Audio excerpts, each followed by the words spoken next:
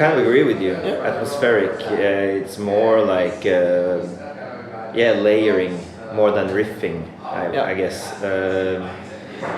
Or like small leads that support some other instruments. I don't know, maybe like on The Sky is Red, for example. There's this like beat that turns around like from a backbeat to like, or it goes from the backbeat to like on every time. So it's like it sounded kind of prog when just the drums were doing that. So I thought like, okay, maybe if I make a guitar riff that kind of supports that, just like a little lead. You don't even hear it that well, but it kind of glued things together, like things like that. Like just try to find something in the song that you can support, I guess, or like build up. Like the same in Distant Bells. Like there's the piano, which like starts only like very naked with the piano, and then after a while we kind of add some layers with the guitar, kind of backing up what the piano is already playing.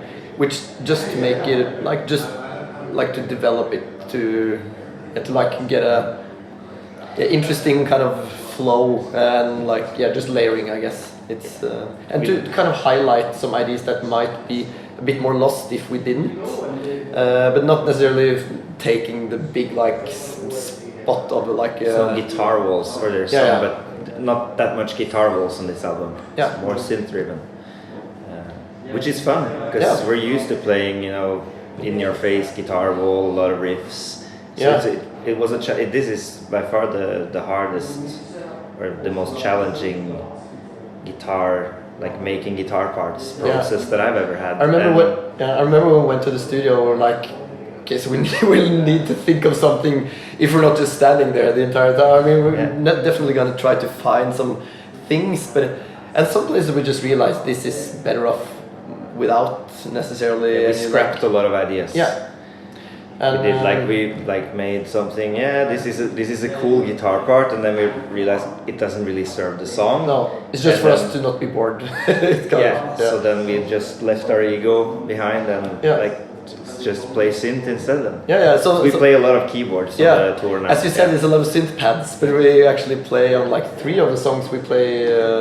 And I want to move around more, so and we want to play something. So it's actually a nice thing, because as a kind of a lead vocalist, it's nice to also not be like stuck with the keyboard all the time. It's nice to just be able to move around a bit as well. So it's kind of a nice, actually a natural evolution of how we perform live, actually. And I think it's also fun for us to have like some new, or at least I think it's fun to just have some new,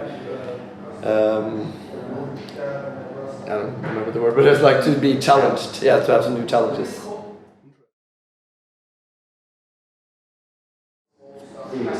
Pretty many days. We had a lot of days. Not much were used for tracking though. A lot of it were used for like experimenting and making ideas that we scrapped. We didn't really do that before. I mean, this time we kind of just booked. Like, okay, we had like a week with the guitarists there, and then we had another week, another time, and then we had like 11 days or something, 12. Yeah, it must have been more, because we also had a half a week at some point. I know, so it's like 2.5 weeks or something that we could both come make ideas, and especially for me, like experimenting with.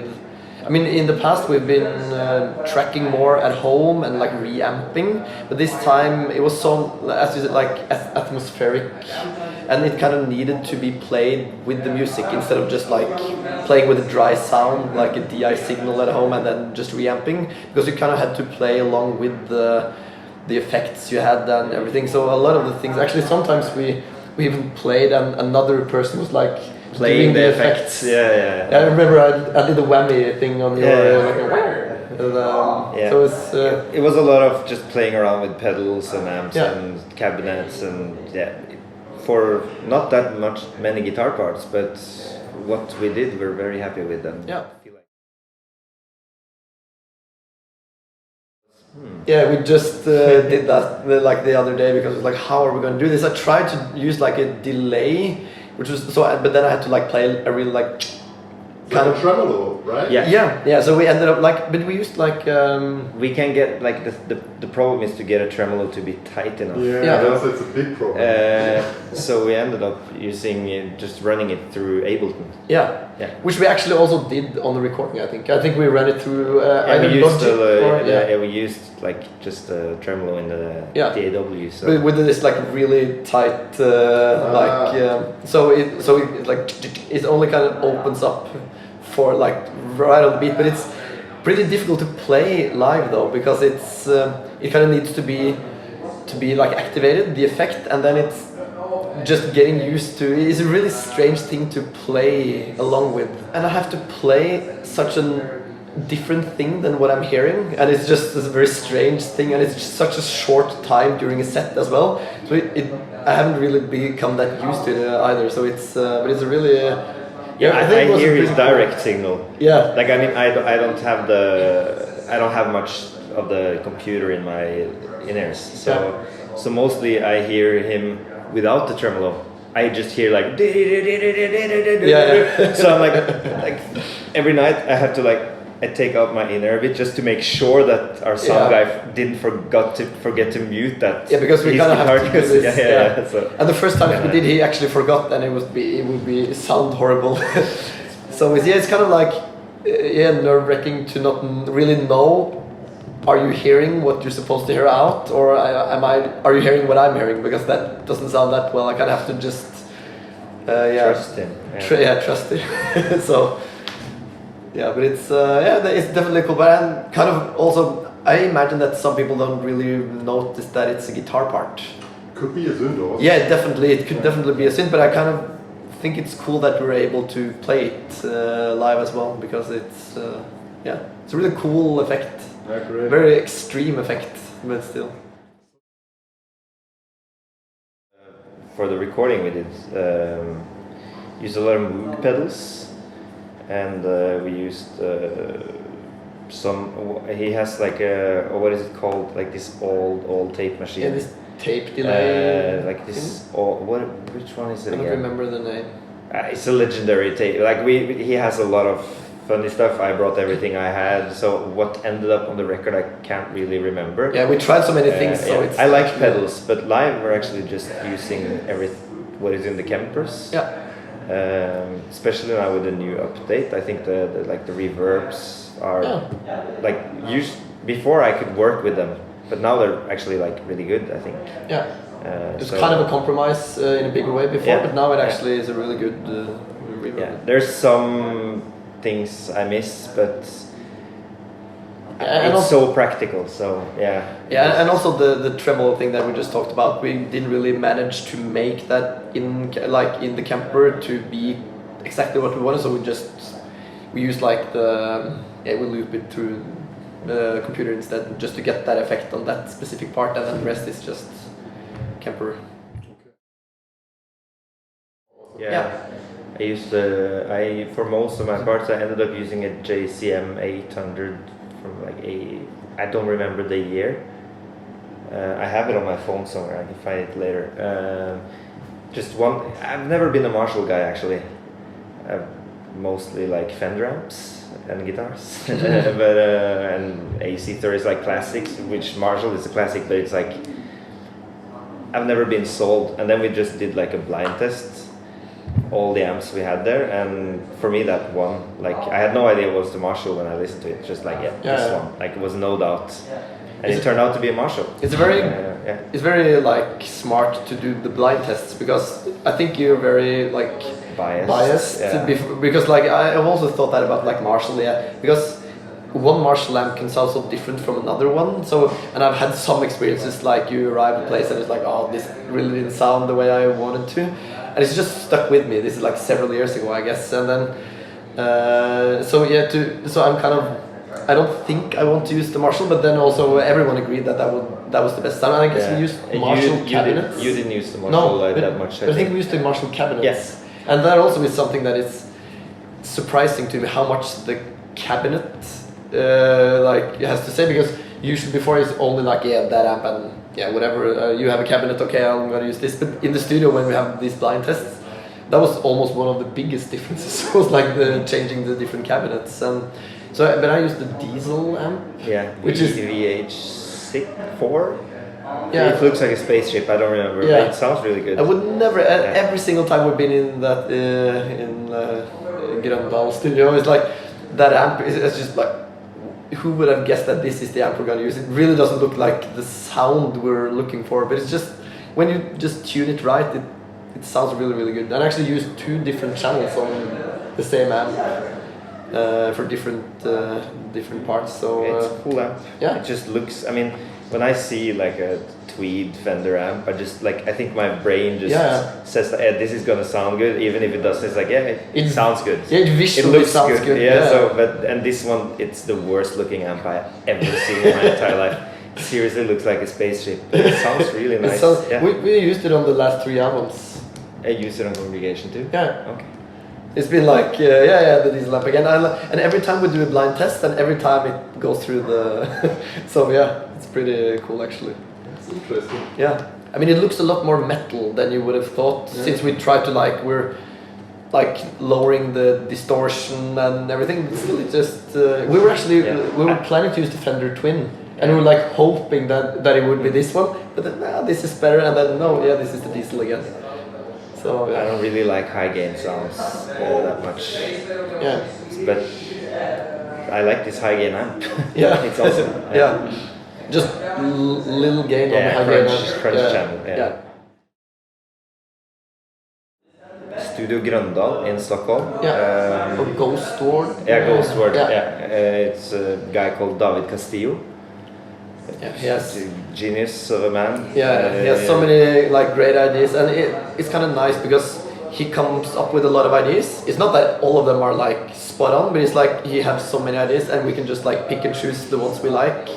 And if we have we want a little bit more of this, and he will kind of know how to give us, because I wouldn't have any idea. And we also know him well now, so we work really well together. Socially, it's super nice. And he's also one of the studio technicians that I worked with that is looking the least at the clock. You never feel stressed. You never feel hey guys, we need to. He's just there. Takes his time. He's there until everyone is satisfied, which is really.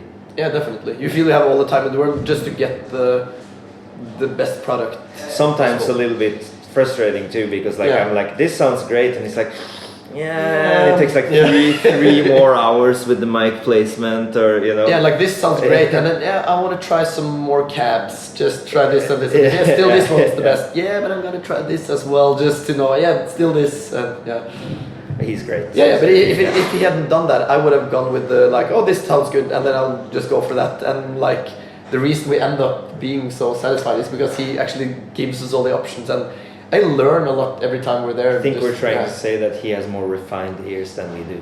Yeah. And we're thankful for that.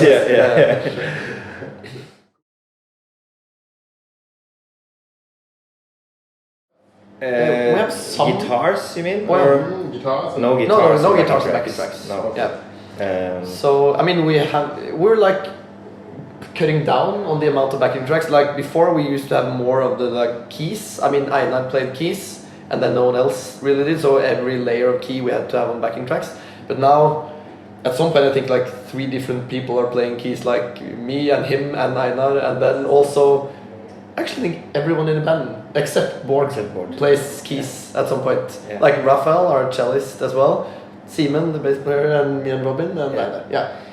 So, but for the guitar parts, no, that's awkward. I think when you hear a guitar that's not being played, it's you can get away with a synth, but not guitars. It's a lot of changes for this tour. It's I have to keep my tongue in my. Definitely, it's been challenging, and I'm still a bit my heart is racing a bit more every time. It's I play the entire beginning of At the Bottom, which is pretty it's the main thing you hear, so if I play a small mistake, it's gonna be oh crap, and I have to have my guitar into the keyboard, because the transition from playing that to the chorus, which I'm playing semi-second after, is but it's been going. I mean, I'm starting to lower my shoulders now, but it's a bit stressful. I kind of though that you feel a bit challenged, because you can get into this routine of whatever, it's easy. So even though we kind of have it's not that the guitar parts are more difficult. It's just that it's more things to think about, and your role is kind of a bit different. So though I do think the guitar parts are more challenging in the not technical way, but like I don't know, it's more dynamic than usual, and it's and also our music is, or this album is more like it's more like naked or like genomsiktig. How do you say that? Transparent. So it's like you can't really like usually like with a guitar wall you can get away with like little sloppiness or whatever, but here it's like a lot of mellow stuff, a lot of like just like and also so it's challenging in a different way. And also when we used more gain as well, it was like easier to get away with like some whatever, you can't really hear it. But now, first of all, you have to play a lot harder to get like the sound you want, and also you can hear a lot more of the, I mean that's the nice thing though, you can hear a lot more of the details and like the strings and the sound of the guitar, but it's like you also hear more if we play some mistakes.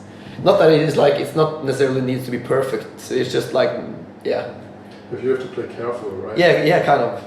Have to, the only thing we kind of have on backing tracks is like the things that is impossible to have live, and we still need the effect. Like we have like some huge choirs which were like recorded with like several people, like a huge choir, which we can't bring on tour. So that we like to get that effect. We have that like on backing track, and also some of the like bigger string compositions. But since we only have like the Raphael playing cello, so like something to back him up as well. So but like we try to play most other things live as well.